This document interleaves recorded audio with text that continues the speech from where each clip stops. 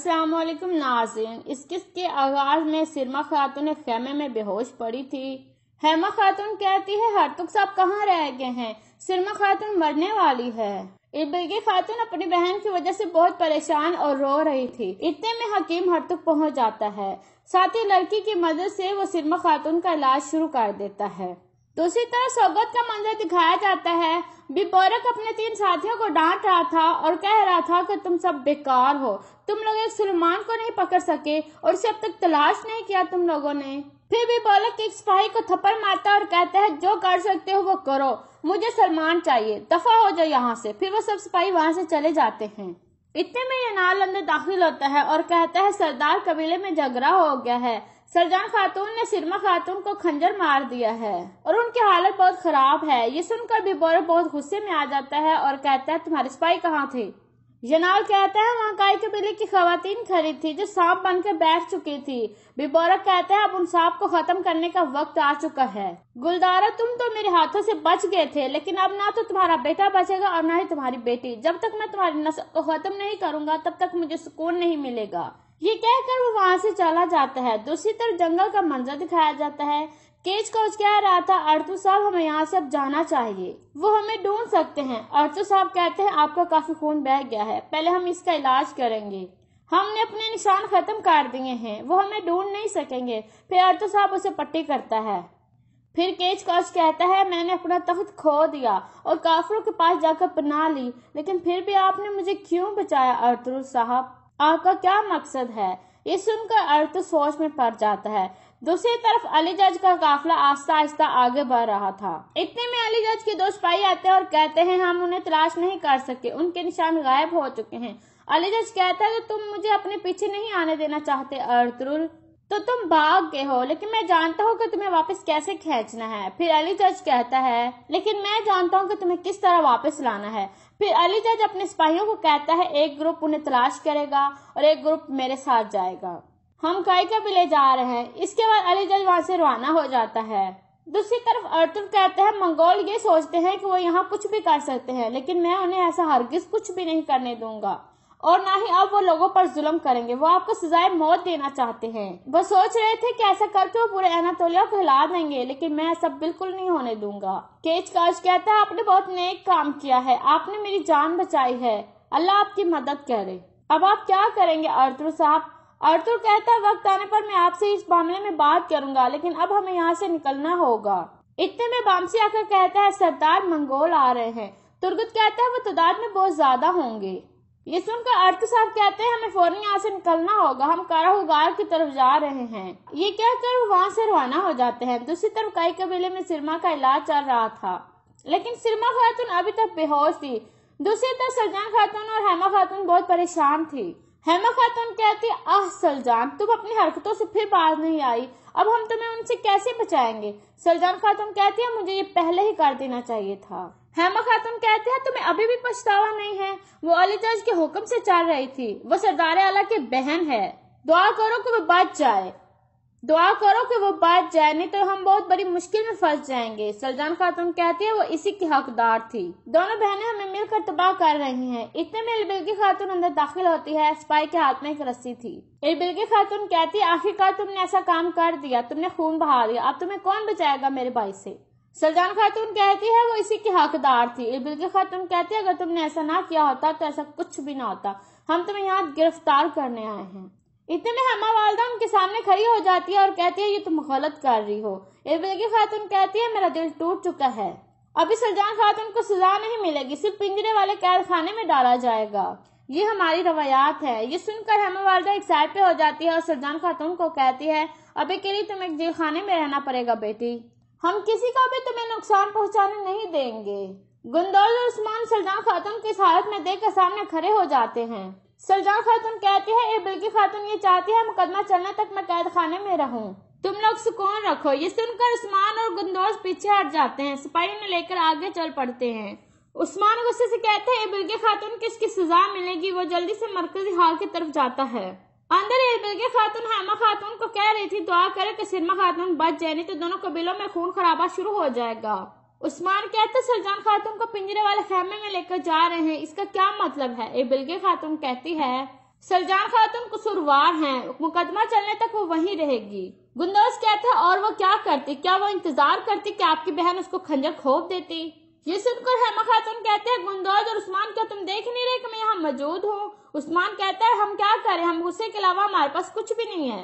گندوز کہتا ہے ہم نے آپ کے پہلے ہی رنگ دیکھ لیے ہیں۔ عثمان کہتا ہے اچھا ہوا میرے بابا کی شادی آپ سے نہیں ہوئی۔ اربلگی خاتون کہتی ہے عثمان تم ایک سردار کے بیٹے ہو اور میں بھی ایک سردار کی بیٹی ہوں، عزت کا معاملہ شادی سے بہتر ہے۔ انصاف ہماری روایات کی بنیاد ہے اور ہم اپنی روایات کے مطابق کام کرتے ہیں۔ اگر میں سلجان خاتون کو قید خانے میں نہ ڈالتی تو دونوں قبیلوں کے درمیان بہت بڑی جنگ شروع ہو جانی تھی۔ یہ سن کر گندوز اور عثمان خاموش ہو جاتے ہیں۔ اتنے میں حکیم ہرتک وہاں پہنچ جاتا ہے۔ اربلگی خاتون سرما کے بارے میں حکیم ہرتک سے پوچھتی ہے کہ اس کا کیا حال ہے۔ حکیم ہرتک کہتا ہے ہم جو کر سکتے تھے ہم نے کیا، شفا اللہ کے ہاتھ میں ہے، ہم دعا کے علاوہ کچھ نہیں کر سکتے۔ یہ سن کر اربلگی خاتون باہر چلی جاتی ہے۔ اس کے بعد ایک غار کا منظر دکھایا جاتا ہے۔ سلمان اس میں موجود تھا۔ اتنے میں ارطغرل اور اس کے سپاہی وہاں پہنچ جاتے ہیں۔ پھر سلمان ارطغرل کا ہاتھ چومتا ہے تو ارطغرل کہتا ہے تم نے بالکل صحیح کیا، اگر تم وہاں رہتے تو وہ تمہیں زندہ نہیں چھوڑتے۔ تم نے اپنے بابا سے دور رہ کر بہت مشکل حالات کا سامنا کیا ہے، اب تمہاری خواہش پوری کرنے کا وقت آ گیا ہے۔ اب وقت آ گیا ہے کہ ہم سب اکٹھے مل کر منگولوں کے خلاف ایک بڑی جنگ کا اعلان کریں۔ دوسری طرف کائی قبیلے میں ابھی تک سرما بے ہوش تھی اور اربلگی خاتون اس کے لیے بہت پریشان تھی۔ دوسری طرف دمرل درگیوس کو خیمے میں لے کر آتا ہے۔ ہیما خاتون پوچھتی ہے گھنٹی والے تم یہاں کیا کر رہے ہو؟ درگیوس کہتا ہے وہ اغلیظ علیجز یہاں پہ حملہ کرنے والا ہے، میں یہاں آپ کو بتانے آیا ہوں۔ حکیم ہرتک کہتا ہے گھنٹی والے تمہیں یہ کیسے پتا؟ درگیوس کہتا ہے درگیوس کے گشت والے سپاہیوں نے انہیں دیکھ لیا تھا تو انہوں نے مجھے بتایا ہے تو میں آپ کو بتانے آیا ہوں۔ یہ سن کر حکیم ہرتک کہتا ہے دمرل اپنے سپاہیوں کو تیار ہو جائیں اور عام لوگ خیمے میں رہیں۔ اتنے میں اوغا ذر پاتا ہے اور کہتا ہے ہیما والدہ ابھی بورک صاحب آئے ہیں، کیا اسے اندر آنے دیں؟ ہیما والدہ کہتی ہے اندر آنے دو، دیکھتے ہیں کہ اسے کیا مسئلہ ہے۔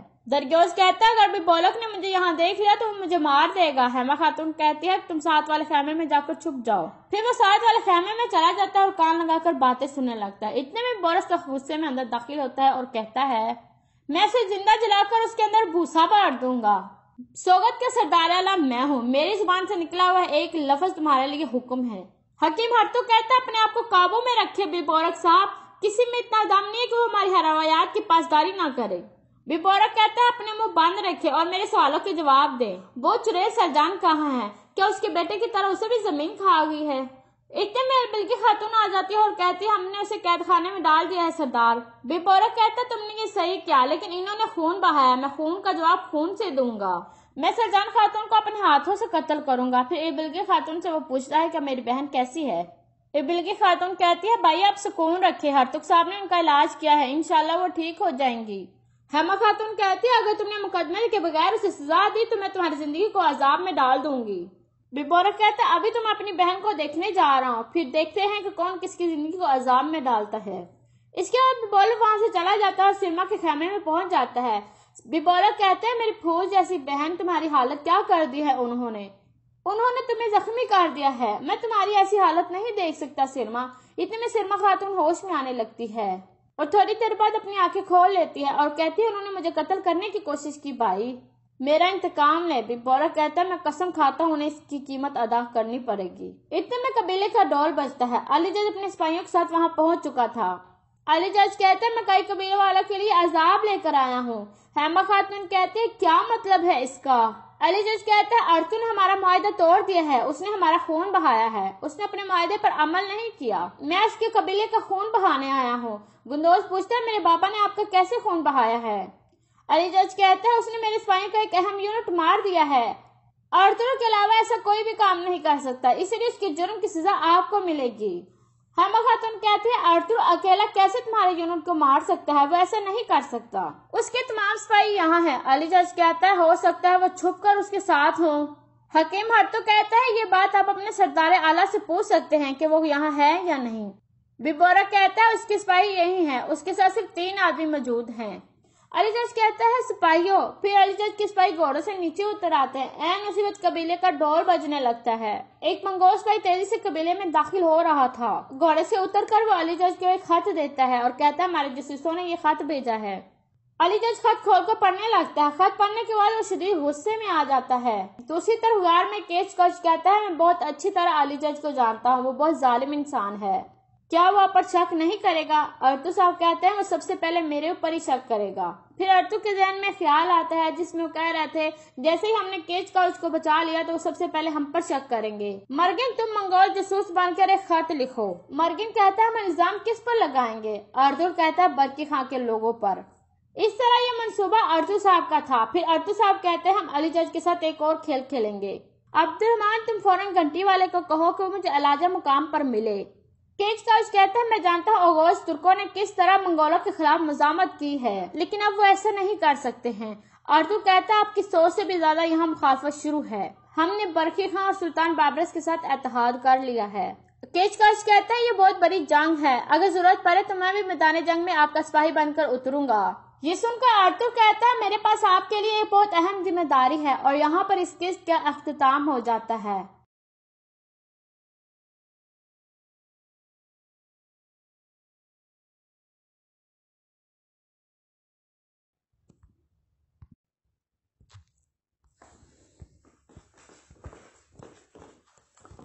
اسلامی سچے اسلامی واقعات۔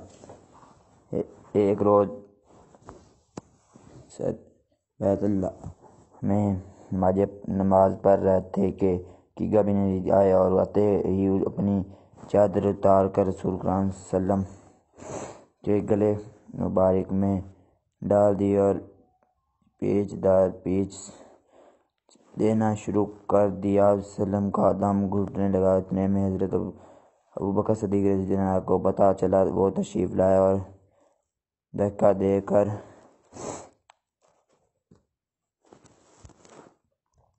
آپ ملعون کو ہٹایا۔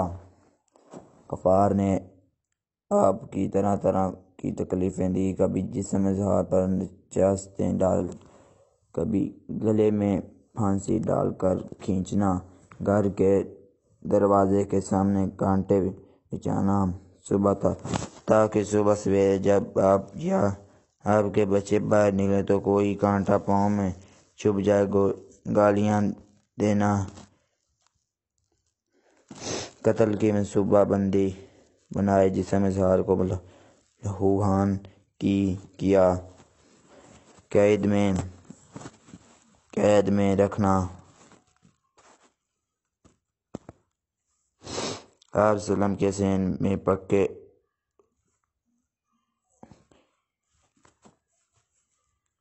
میں پکے کھانے پر غلطیاں پھینکنا، آپ صلی اللہ علیہ وسلم کی شان میں اس قدر گستاخی کی کہ اللہ کی پناہ کبھی پاگل کہہ کے پکارنا اور کبھی جادو کر نگو، کبھی مذہب کہا اور کبھی شہر جان نے تو ایک مجلس میں یہاں تک کہہ دیا کہ محمد تیرے ہاتھ ٹوٹ جائیں، اعوذ باللہ۔ یہ عبادت حافظ علی شین کی کتابیں صحیح اسلامی واقعات سے ماخوذ ہیں۔ قاری سرکار کائنات حضرت محمد صلی اللہ علیہ وسلم پر کسی قدر سختیاں کی گئی، صرف دین کی بنیاد پر۔ اللہ تعالیٰ کا لاکھ لاکھ درود و سلام ہو آپ صلی اللہ علیہ وسلم پر اور ان کے غفار پر، اللہ تعالیٰ کے فرشتے کی اور تمام انسانیات کی لعنت جنہوں نے آپ صلی اللہ علیہ وسلم کو پریشان کیا، آمین یا رب العالمین۔ میری بیٹی رو نہ، اللہ تیرے باپ کا حامی ہے۔ ایک روز قریش کے ایک اوبوش نے سربازاد حضور کریم صلی اللہ علیہ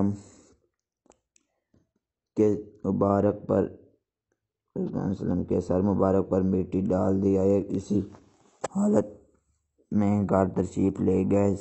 صاحبزادیوں میں سے ایک آپ صلی اللہ علیہ وسلم کا سر ہو رہی تھی اور اپنے ابا کو اس حالت میں دیکھ کر رو رہی تھی۔ آپ انہیں تسلی دیتے اور فرمایا کہ رو نہ میری بیٹی، اللہ تیرے باپ کا حامی ہے۔ حضور پاک صلی اللہ علیہ وسلم کی صاحبزادی کی وفات پر ابو لہب کی اظہار سے ابو لہب کی بس باطین کا یہ خیال تھا کہ جب رسول صلی اللہ علیہ وسلم کی صاحبزادی حضرت قاسم رضی اللہ عنہ کے بعد دوسری صاحبزادی حضرت عبداللہ رضی اللہ عنہ کا بھی انتقال ہو گیا تو یہ اسے بھتیجے کے غم میں شریک ہونے کا بجائے خوشی خوشی دراتا ہوا قریش کے سرداروں کے پاس پہنچائے اور ان کو خبر دے کہ دو آج محمد کی نام و نشاں ہو گئی۔ یہ بات حافظ الفاظ کی کتاب ہے صحیح اسلامی واقعات سے مأخوذ ہے۔ حضور کرام صلی اللہ علیہ وسلم کی صاحبزادی کے ابو لہب کی بیٹی کا طلاق دینا۔ نبوت سے پہلے نبی کرام صلی اللہ علیہ وسلم کی دو صاحبزادیاں ابو لہب کے دو بیٹوں عتبہ اور عتیبہ سے بیاہی ہوئی تھی۔ نبوت کے بعد حضور کرام صلی اللہ علیہ وسلم نے اسلام کی دعوت دینا شروع کر دی تو اس شخص نے اپنی دونوں بیٹیوں سے کہا میرے لیے تم سے ملنا حرام ہے اگر تم حضور کی بیٹیوں کی طلاق نہ دیتے۔ چنانچہ دونوں نے طلاق دی اور عتبہ تو جہالت میں اس قدر آگے بڑھ گیا تھا کہ ایک روز حضور صلی اللہ علیہ وسلم کے سامنے آ کر اس نے کہا کہ میں کا انکار کرتا ہوں، اور یہ کہہ کر اس نے حضور صلی اللہ علیہ وسلم کی طرح تھوکا جو آپ پر نہ پڑی۔ دشمن رسول صلی اللہ علیہ وسلم کے لاکھ۔ حضور صلی اللہ علیہ وسلم نے فرمایا خدایا اس پر اپنے کتوں میں سے ایک کتے کا مسئلہ کر دے۔ اس کے بعد عتیبہ اپنے باپ کے ساتھ شام کے سفر پر روانہ ہو گیا۔ دوران سفر میں ایک ایسی جگہ قافلے پر نے پڑاؤ کیا جہاں مقامی لوگوں نے بتایا کہ راتوں دھند دارے آتے ہیں۔ ابو لہب نے اپنے ساتھی اہل قریش سے کہا کہ میری بیٹی کی حفاظت کا کچھ انتظام کرو، کیوں مجھے محمد صلی اللہ علیہ وسلم کی بد دعا کا خوف ہے۔ اس پر قافلے والوں نے عتیبہ کے گرد ہی ہر طرح اونٹ بٹھا دیے اور خود سو گئے۔ رات کو شیر آیا اور راتوں کے حلقے میں سے گزر کر اس نے عتیبہ کو پھاڑا۔ غفار مکہ کا نبی صلی اللہ علیہ وسلم کے مصیبت میں ڈالنے کے لیے ایک مقدس قدم۔ ابن کیا بیان ہے کہ ایک دفعہ رازج کا ایک شخص کچھ اونٹ لے کر مکہ آیا۔ ابو جہل نے اس کو اونٹ خرید لیے اور جب اس نے قیمت کی تو ٹال مٹول کرنے لگا۔ راشی نے تنگ آ کر ایک روز حرم کعبہ میں قریش کے سرداروں کو جا پکڑا اور مجسمہ عام میں فریاد شروع کر دی۔ دوسری طرف حرام کے ایک گوشے میں نبی صلی اللہ علیہ وسلم تشریف لاتے تھے۔ دوران فریض نے شخص سے کہا ہم کچھ نہ کچھ کر سکتے دیکھو وہ صاحب جو اس کونے میں بیٹھے ہیں ان سے جا کر کہو وہ تم کو تمہارے روپے دلوائیں گے۔ راشد رسول اللہ کی طرف چلا اور قریش کے سرداروں نے آپس میں کہا آج لطف آئے گا۔ راشد نے جا کر نبی صلی اللہ علیہ وسلم سے اپنی شکایت بیان کی۔ آپ وسلم اس وقت اٹھ کر کھڑے ہوئے اور انہیں ساتھ لے کر ابو جہل کے مکان کی طرح روانہ ہوئے۔ سرداروں نے پیچھے ایک آدمی لگا دیا کہ کچھ غذائے اس کی خبر لا کر دے۔ حضور صلی اللہ علیہ وسلم سیدھا ابو جہل کے دروازے پر پہنچے اور کنڈی کھڑکائی۔ اس نے پوچھا کون؟ آپ نے جواب دیا محمد صلی اللہ علیہ وسلم۔ وہ حیران ہو کر باہر نکل آئے۔ آپ صلی اللہ علیہ وسلم نے اس سے کہا اس شخص کا حق ادا کرنا، اس نے کوئی چوبہ چرا نہیں۔ سیدھا اندر گیا اور اس کے اونٹوں کی قیمت لا کر اس کے ہاتھوں میں دے دی۔ قریش کے جال دیکھ کر حرم کی طرح دوڑا اور سرداروں کو سارا ماجرا سنایا اور کہنے لگا کہ وہ عجیب معاملہ دیکھا ہے جو کبھی نے دیکھا تھا۔ ابو جہل جب نکلے تو محمد صلی اللہ علیہ وسلم کو دیکھتے ہی اس کا رنگ افق ہو گیا، اور جب محمد صلی اللہ علیہ وسلم نے اس سے کہا کہ اس کا حق ادا کرنا دو تو یہ معلوم ہوتا تھا کہ جیسے اس کے جسم میں جان نہیں ہے۔ نبی کریم صلی اللہ علیہ وسلم کا رعب کفار پر ہمیشہ بھاری۔ ایک روز حضور کریم صلی اللہ علیہ وسلم اور حضرت ابو بکر صدیق رضی اللہ عنہ، حضرت عمر رضی اللہ عنہ، عمر فاروق رضی اللہ عنہ اور حضرت سید بن ابو وقاص رضوان علیہ السلام جماعت مسجد حرام میں تشریف فرمائے تھے کہ بنی زبید کا ایک آدمی آیا اور اس نے کہا، قریش کے لوگوں، تمہارے ہاں کون تجارتی مال لانے کی ہمت کرے گا جب کہ تم باہر سے آنے والوں کو لوٹ لیتے ہو؟ حضور صلی اللہ علیہ وسلم نے پوچھا، تم پر کس نے ظلم کیا ہے؟ اس نے کہا، ابو الحکیم یعنی ابو جہل، اس نے میرے 3 بہترین اونٹ خریدنے کی خواہش ظاہر کی اور ان کی قیمت بہت کم لگائی۔ اب اس کا مقابلے میں کوئی شخص اس اونٹوں کو اس کے لگائی ہوئے قیمت سے زیادہ خریدنے کے لیے تیار نہیں، اور اس اونٹ پر فروخت کروا تو سخت نقصان اٹھائے گا۔ رسول کریم صلی اللہ علیہ وسلم نے اس سے 3 اونٹ خرید لیے۔ ابو جہل دور بیٹھا ہوا خاموشی سے یہ ماجرا دیکھ رہا تھا۔ حضور کریم صلی اللہ علیہ وسلم اس کے پاس تشریف لے گئے اور فرمایا، خبردار جو تو نے پھر کسی کے ساتھ ایسی حرکت کی جو اس غریب بدو کے ساتھ کی ہے، ورنہ میں بری طرح پیش آؤں گا۔ مشرکین جو وہاں موجود تھے ابو جہل کو شرم دلانے لگے، تو تم نے محمد کے سامنے کمزوری دکھائی کہ شابہتے ہیں، شاید تم ان کی پیروی اختیار کرنے والے ہو۔ اس نے کہا، بخود میں ان کی کبھی پیروی نہیں کروں گا، مگر میں نے دیکھا کہ ان کے دائیں اور بائیں کچھ نزدیک بڑے کھڑے ہیں، اور ان میں ڈرا کہ میں نے محمد صلی اللہ علیہ وسلم کے حکم کی ذرا بھی خلاف کی تو مجھے پر ٹوٹ پڑیں گے۔ اسلام کی پہلی خطیب کے ساتھ کفار مکہ کے بدسلوکی۔ حضرت ابو بکر صدیق رضی اللہ عنہ کو دیکھیں، ابھی اسلام کا آغاز تھا، صرف 38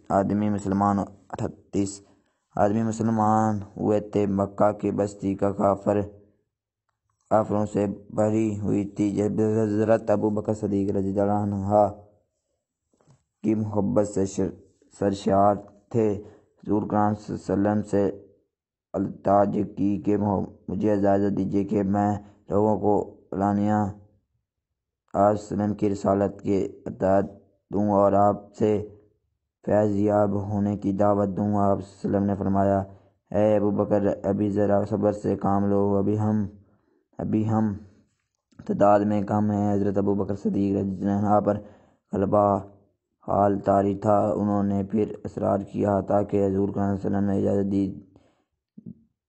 دے دی۔ حضرت ابو بکر صدیق رضی اللہ عنہ نے بے خوف و خطرے لوگوں کو اللہ اور اس کے رسول صلی اللہ علیہ وسلم کی دعوت دی۔ حافظ بن کثیر رضی اللہ عنہ لکھتے ہیں، حضور صلی اللہ علیہ وسلم کے بعث کے بعد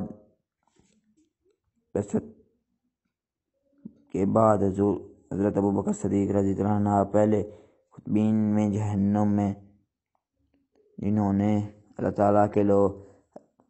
نے لوگوں کو اللہ تعالیٰ اور اس کے رسول صلی اللہ علیہ وسلم کی طرح بلایا۔ مشرکین مکہ میں پر ٹوٹ پڑے، آپ کو سخت پیٹا اور روانہ بن سبیل نے آپ کے چہرے پر بے تحاشا تھپڑ مارے۔ آپ رضی اللہ عنہ قبیلہ بن تمیم سے تھے۔ آپ رضی اللہ عنہ کے قبیلے کے لوگ کو خبر ہوئی تو وہ دوڑے ہوئے آئے، مشرکین سے انہیں چھڑوا کر ان کے گھر چھوڑ آئے۔ حضرت ابو بکر صدیق رضی اللہ عنہ بے ہوش تھے اور لوگوں کا خیال تھا کہ وہ جان بار نہ ہو سکیں گے۔ وہ دن بھر بے ہوش رہے۔ جب شام ہوئی تو آپ کو ہوش آیا۔ آپ کے والد ابو آپ رضی اللہ عنہ کے قبیلے کے لوگوں کو پاس کھڑے تھے۔ ہوش آتے ہی پہلی بات انہوں نے یہ کہی کہ رسول وسلم کہاں ہیں اور کس حال میں ہیں۔ ان کے قبیلے کے لوگ سخت برہم ہوئے اور انہیں ملاقات کی کہ جس کی وجہ سے یہ ذلت و رسوائی تمہیں اٹھانی پڑی اور یہ مار پیٹ تمہیں برداشت کرنی پڑی۔ ہوش میں آتے ہی تم پھر اسی کے حال پوچھتے ہو۔ ان عقل کے اندھیروں کے کیا خبر تھی کہ ان کا خطرہ سخت جلانے میں ذلت ہے، اور وہ دنیاوی کے پھولوں کے سیج اور بستر کیجے پر بھی حاصل نہیں ہوتے۔ ان کے قبیلے کے لوگ مایوس ہو کر اپنے گھر کو لوٹ گئے اور ان کی ماں مالدین ہیر سے کہتے گئے جب تک محمد صلی اللہ علیہ وسلم کی محبت سے یہ باز نہ آ جائے اس کا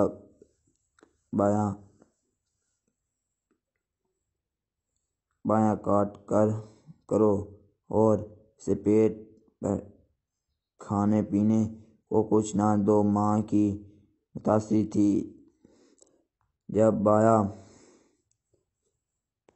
جب پر آئی کھانا نہ لا کر سامنے رکھ دیا اور کہا کہ دن بھر کی بھوک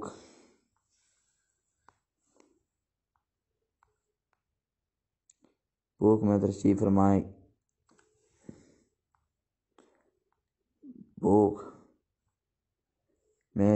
فرمائے تھے کہ بنی زبید کا ایک آدمی آیا اور اس نے کہا قریش کے لوگوں تمہارے ہاں کون تجارت مال لانے کی ہمت کرے گا جب تک تم باہر سے آنے والوں کو لوٹ لیتے ہو۔ حضور صلی اللہ علیہ وسلم نے پوچھا تم پر کس نے ظلم کیا؟ اس نے کہا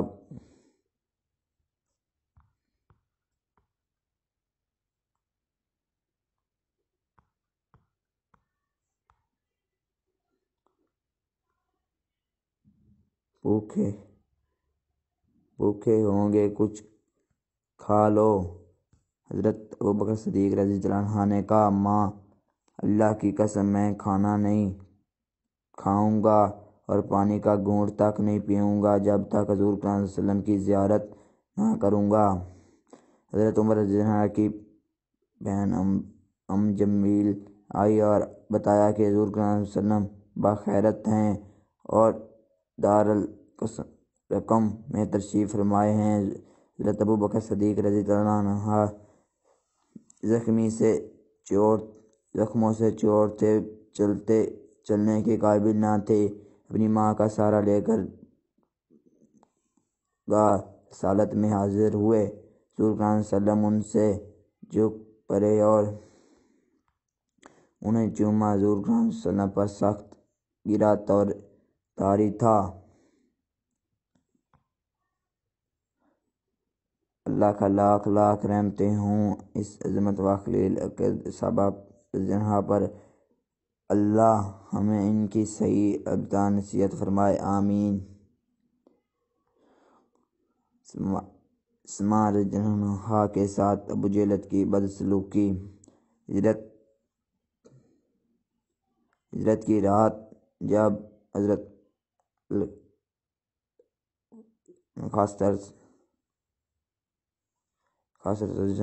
علی رضی اللہ عنہ کو اپنے بستر پر صبح ہوئی تو حضرت علی رضی اللہ عنہ سمعلہم نبیند سے بیدار ہوئے۔ قریش نے قریب جا کر انہیں پہچانا، پوچھا محمد صلی اللہ علیہ وسلم کہاں ہیں؟ حضرت علی رضی اللہ عنہ نے جواب دیا مجھے کیا خبر، میری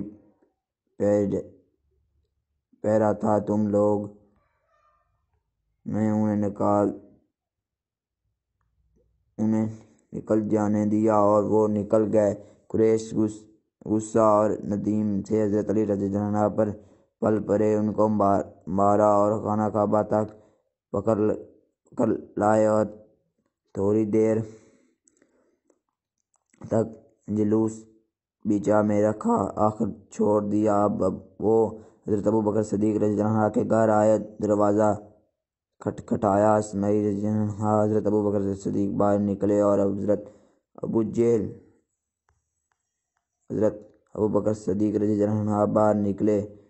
ابو جہل نے پوچھا، لڑکی تیرا ابا کہاں ہے؟ وہ بولے، باخود مجھے معلوم نہیں، بس زبان و درست۔ خود ابو جہل نے ایسا طمینہ مارا کہ اسماعیل کے کان کی بالی نیچے گر گئی۔ نصرانی غلام و اسد اس کے اسلام لانے کے امان افزول واقعات۔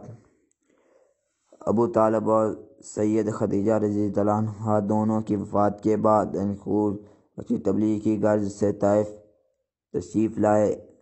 طائف بیرونوک شہر ہے اور موسم کے لحاظ سے عرب کی شمع سمجھاتا ہے۔ مکہ معظمہ سے مغرب کی طرف چند میل پر واقع ہے۔ یہاں حضرت محمد صلی اللہ علیہ وسلم کو ایسے لوگ سے باخاستہ پڑا جو ظلم و سرکشی میں مکہ والوں سے بڑے تھے۔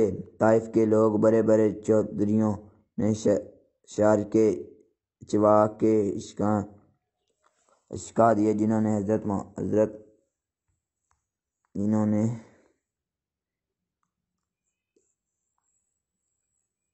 خضر صلی اللہ علیہ وسلم پر پتھر کا لہوان کر دیا اور حضرت اور خضر رضی اللہ صلی اللہ علیہ وسلم گھبرا کر انگور کی بیل کے سائے میں بیٹھ گئے۔ قریش مکہ بڑے چودھری ربکہ کا اور طائف میں تھے۔ ربکہ کے دوران بیٹے شیبہ اور صب یہاں آئے تھے۔ رسول کریم صلی اللہ علیہ وسلم کو اس حالت میں دیکھ کر انہوں نے ترس آیا اور اپنے عیسائی غلام عدس اس کے ذریعے پلیٹ میں انگوروں کے خوشے رکھ دیے۔ خضر صلی اللہ علیہ وسلم بس بسم اللہ پڑھ کر نوال فرما شروع کر دیا۔ بس بسم اللہ پر ادھر اس کی تکذیب کی کوئی حد رہی۔ عرض کیا، اے صاحب، اس بستی کے رہنے والوں تو یہ کلمہ نہیں پڑھتے، خدا رے مجھے بھی اس کی حقیقت بتا۔ رسول کریم صلی اللہ علیہ وسلم، تمہارا وطن کہاں ہے اور مذہب کیا ہے؟ میرا وطن نمی ہے اور مذہب نصرانی ہوں۔ رسول کریم صلی اللہ علیہ وسلم وہیں نمی جہاں ایک مرلہ سلان بن یونس علیہ السلام بن متی پیدا ہوئے۔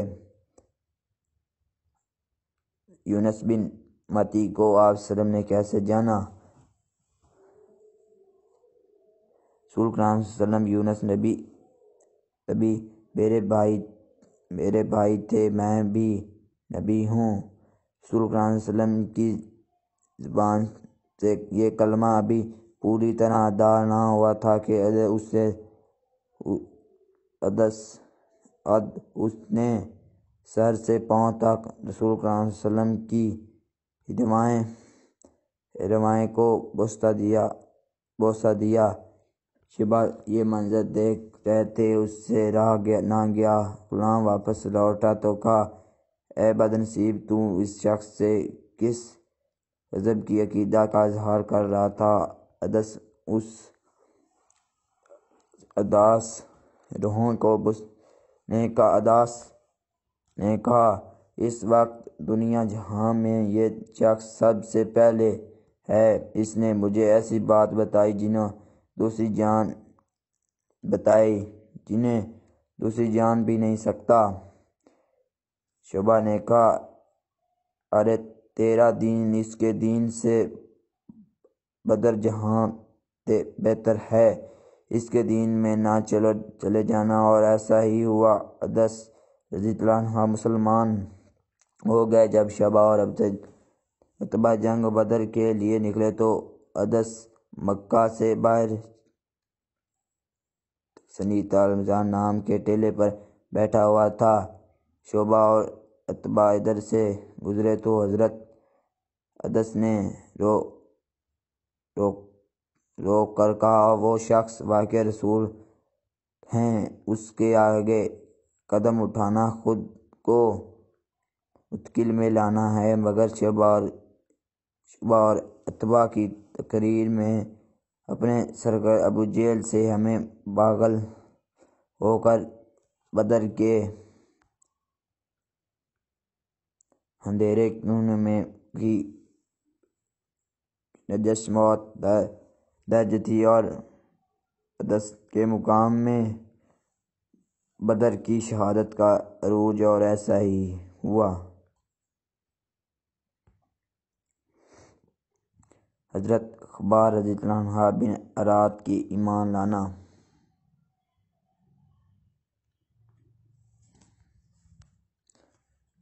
خباب رضی اللہ عنہ رات کو اسلام قبول کرنے کے زمانے میں اسلام کی اظہار مکہ میں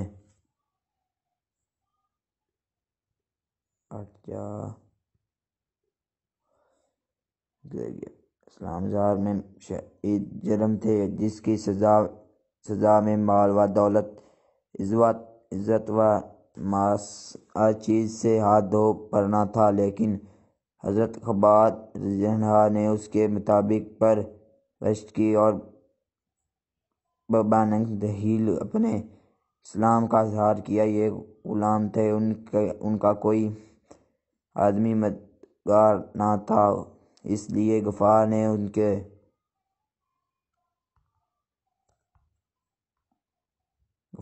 ان کو مشکل سست بنا لیا اور ان کی بڑی دردناک سزا دیتے تھے۔ تنگی پیٹھ دیتے ہوئے غار پر لیٹ کر سینے پر ایک بھاری پتھر رکھ کر ایک آدمی اوپر سے مسلتا، اور وہ اس وقت تک انگارہ پر کبار ہوتا رہتا جب تک خود زخموں کے ثبوت آگ کو نہ بجھاتی، لیکن اس سختی کے باوجود زبان کلمہ حق سے نہ پھری۔ رحمت للعالمین اس کی مرپسی کی حالت میں تکلیفیں طلب فرماتے تھے، لیکن ان کا آقا اتنا تنگ دل تھا کہ وہ ان کے لیے اتنا سہارا بھی نہ برداشت کر سکا۔ اس کی سزا میں لوہے آگ میں دبکا کر اس سے ان کا سزا داغ انہوں نے حضرت خضر صلی اللہ علیہ وسلم سے کہا کہ میرے لیے بارگاہ لہٰذا میں دعا فرماؤں کہ وہ مجھے اس عذاب سے نجات دیں۔ آپ صلی اللہ علیہ وسلم نے دعا فرمائی کہ اے اللہ، خباب رضی اللہ عنہ کو مدد کر۔ بار لہٰذا میں دعا قبول ہوئی تو حضرت خباب رضی اللہ عنہ کو اپنے سنگ دل آقا سے نجات ملی۔ اس نے مدتوں کے بعد حضرت عمر رضی اللہ عنہ کو اپنے پیٹھ کھول کر دکھایا تو تباہی ہوئی سینے کی طرح سنگ دل قریش کے ظلم و ستم سے کا یہ سکہ آپ صلی اللہ علیہ وسلم کے پیٹھ پر چمک رہا تھا۔ رسول کریم صلی اللہ علیہ وسلم سیرت النبی جلد 3۔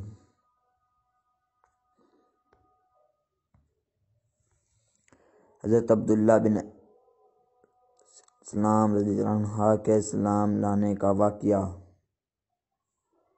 حضرت عبداللہ رضی اللہ عنہ بن سلام رضی اللہ عنہ کے جلیل اقتصاد عالمین اور حضرت یوسف علیہ السلام کی اولاد سے تھے۔ ان کا اصل نام یاسین تھا اور وہ یہودی بنی قفاص سے تعلق رکھتے تھے۔ ایک دن انہوں نے رسول کریم صلی اللہ علیہ وسلم کا یہ کلمہ سنا: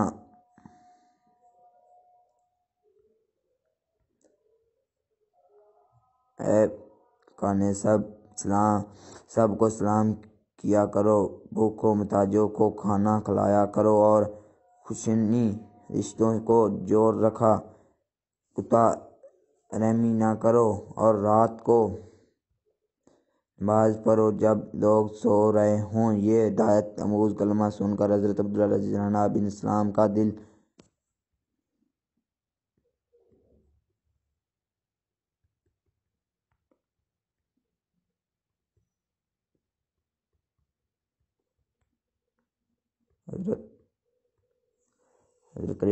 انسان کو اچھی نیت پر وہ انعام ملتا ہے جو اچھے اعمال پر بھی نہیں، کیونکہ نیت میں دکھاوا نہیں ہوتا۔